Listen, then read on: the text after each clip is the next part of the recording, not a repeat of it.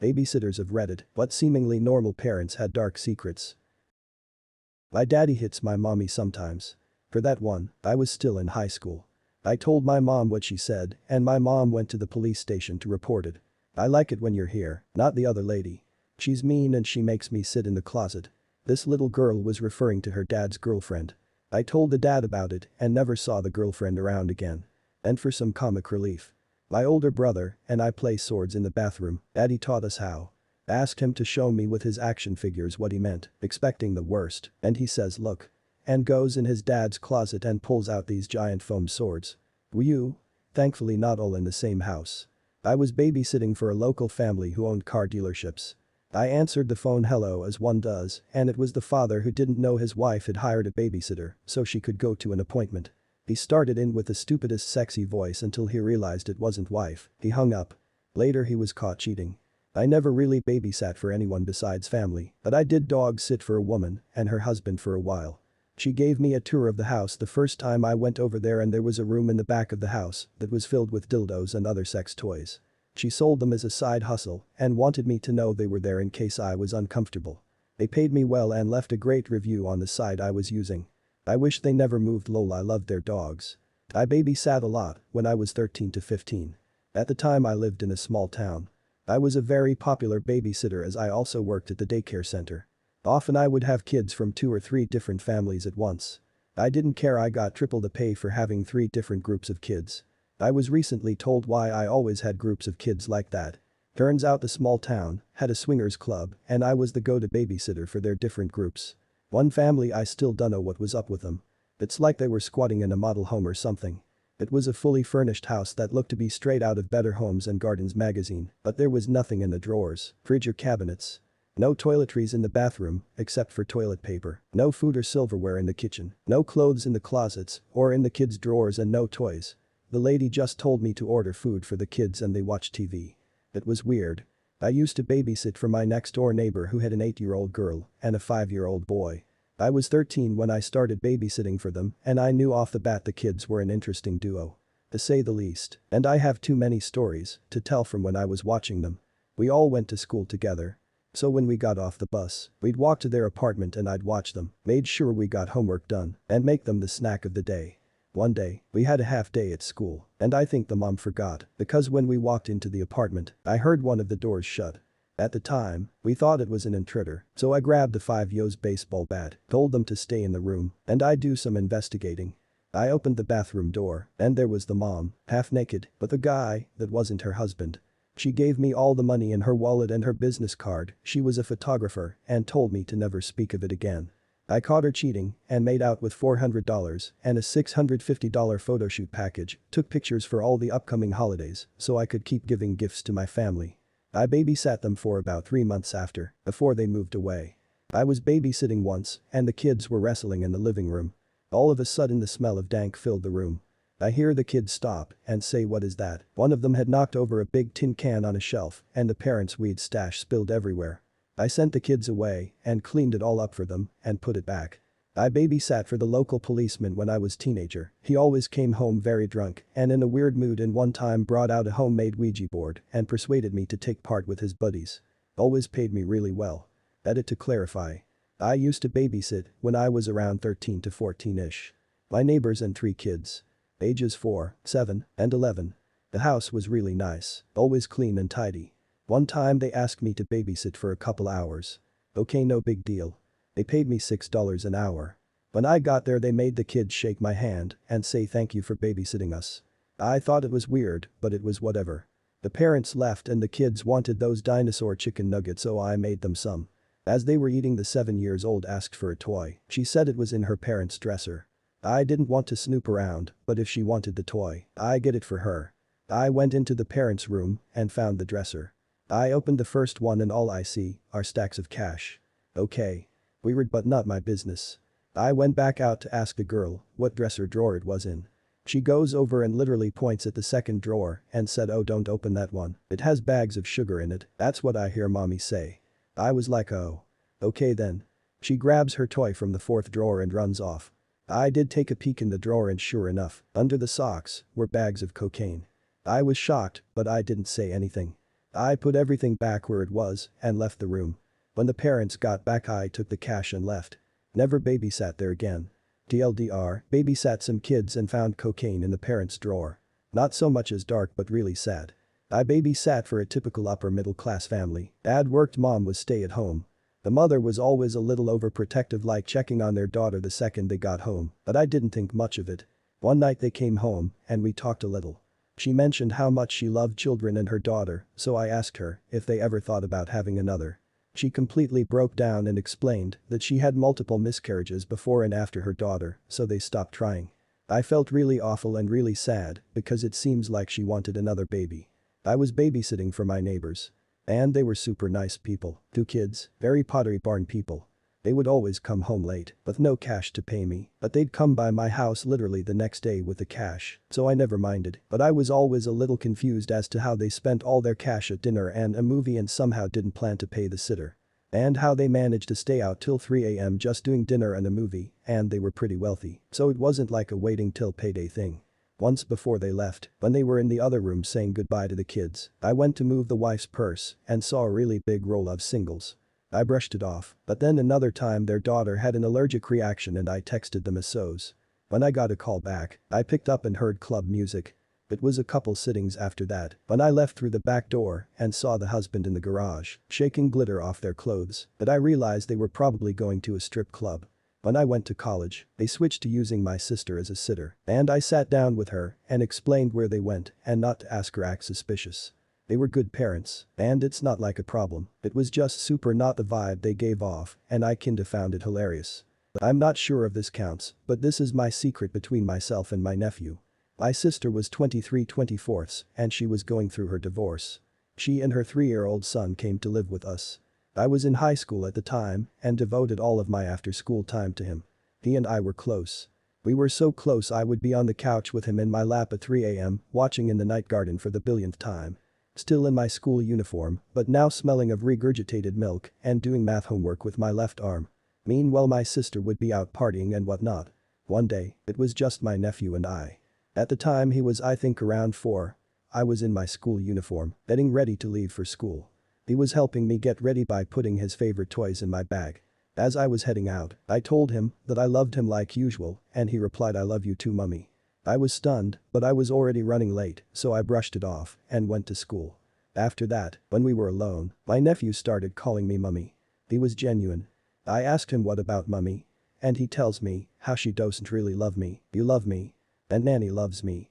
I tried to encourage him to call me auntie again, and he did when others were around, but when we were alone, he looked at me with his sweet little eyes and called me mummy. He eventually says, "I wish you were my real mummy." Tantrums become more common for him. He throws them when his mum is around and begins to avoid her hugs. Her hugs were only there to pose for selfies and to show off what a good parent she is.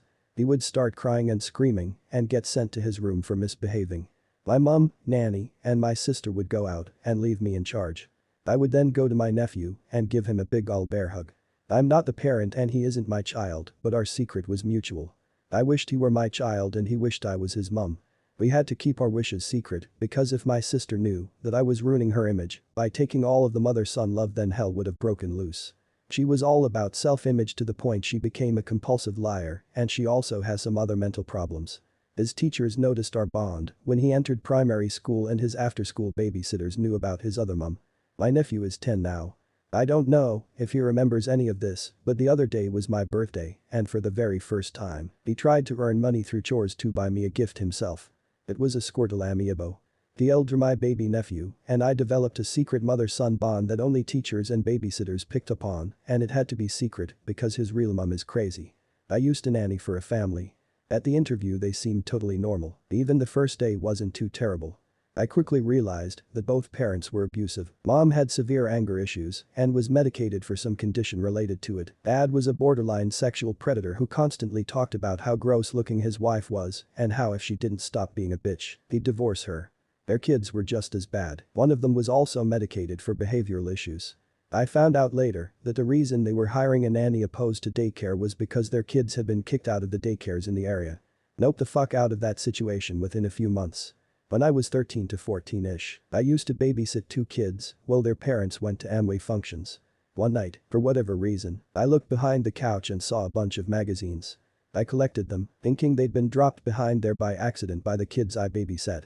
It was a huge stash of Penthouse and Playboy magazines, and I had to quickly re-hide them before the kids saw them. I was curious. Naturally, but I told the mom when she drove me home. I don't recall if she said anything or not, but I stopped babysitting her kids shortly after that because I moved away. Seemingly a happy family, but the child had a lot of odd behaviors. The most obvious one was she'd cry if you laughed in front of her. Her mom told me the 4-year-old child would assume you were laughing at her. One time I group babysat at a neighbor's house with this child, and when the father came to pick the child up, the neighbor's dog went ballistic and tried to bite him. Shortly after it came out that the dad was abusing the daughter. I was babysitting at my neighbor's house. They were a young couple, early 30s, with 2 kids aged 5 and 8. I was 16 at the time, and the first questions they asked me was if I had a boyfriend and if I was a virgin, because they didn't want me seeing boys while babysitting. I think part of the reason why they asked this is because they were pretty wild themselves and probably did crazy stuff when they were younger and babysitting. When they found out I smoked, they always left some cigarettes for me. They always told me that they'd be home around 12 or 1, but most of the times I would fall asleep and they would stumble home completely drunk around 3 in the night. They'd give me way too much money as an excuse, which I obviously didn't mind. After a while the dad started messaging me online, first just asking innocent questions, but after a while they became more sexual in nature. I told him I didn't feel comfortable with that, so he stopped. They broke up a while later and the mom started throwing wild parties at their home. I randomly walked by with a friend of mine once and she invited us in and gave us a beer. Me and my friend felt pretty cool. Here we were at a grown-up party, having beers, until the mom came up to us to offer us some cocaine. We were shocked and declined and left the party quickly after that. I told my parents a couple of years later about all this after the mom and kids moved and they were outraged. Apparently they always acted like they were very respectable. I worked at a daycare center. To be clear, these parents did not seem very normal. Mom had fake inflated Kardashian-sized boobs and butt and was generally very conceited, like almost a stereotype of the person with a body that augmented. She stood out among the other parents who picked up their kids from the daycare after working 12-hour shifts scrubbing floors and doing other blue-collar labor, large immigrant community. Dad was more down to earth, so it seemed.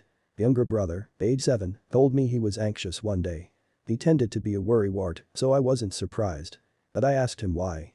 He says that his dad yells at his mom a lot because she gets drunk, goes out and parties with her friends, and then he has to go and pick her up, which leads to a lot of arguing. I told him that that's really sad and that we would say a prayer for them. It was a Christian day. A week or so later he excitedly told me that the prayer worked and his parents weren't arguing anymore. Well, MacDo say that all things are possible through God, so jot that down. I was only tentatively optimistic about Ib's revelation. Older brother, 8, was a completely different personality, a bully to the kids and adults, never had a positive thing to say. The things he seemed to like were his younger brother, Fortnite and Roblox, like you do. Most of the school year we had butted heads trying to get him to do homework, but towards the end of the year his behavior changed. He would say he was too stupid to do homework and would try to hold his breath to try and commit suicide, in his own words. This seems like a huge red flag, and he eventually broke down and said that his dad was abusive towards him and that his mom says she doesn't like being around him. Well, he was prone to lying. He was crying, something he never did, and his behavior was like nothing me and my coworkers had never seen. That was my first time calling CPS, and when the next school year started those kids didn't come back. I wasn't a babysitter per se, but my childhood best friend had a very odd family. They would all get naked and hang out around the house, which was adorned with fetishes and carved statues from Aruba and Jamaica. Work in an elementary school. A lot of horrifying, unexpected stuff tends to come up. I handle any behavioral calls, so tend to have a lot of contact with kids who are having trouble self-regulating in school. Sometimes these kids genuinely have a hard time, but often they can't regulate because they're in hyperdrive with what's going on at home. I had a mom tell me, in detail, the sex life between her and her ex. Another parent was arrested for drug trafficking and went to jail for 3 years a week after he'd attended parent-teacher conferences. Another parent got into a fight in the lobby and 911 had to be called. I looked after the neighbor's kid when I was young. They seemed normal enough when they moved in. Kid's parents were always away at work, but her grandmother lived with them and worked from home, so she was always there. The longer they lived there, the clearer it became that I was the only one looking after this kid. They weren't feeding her or paying any sort of attention to her.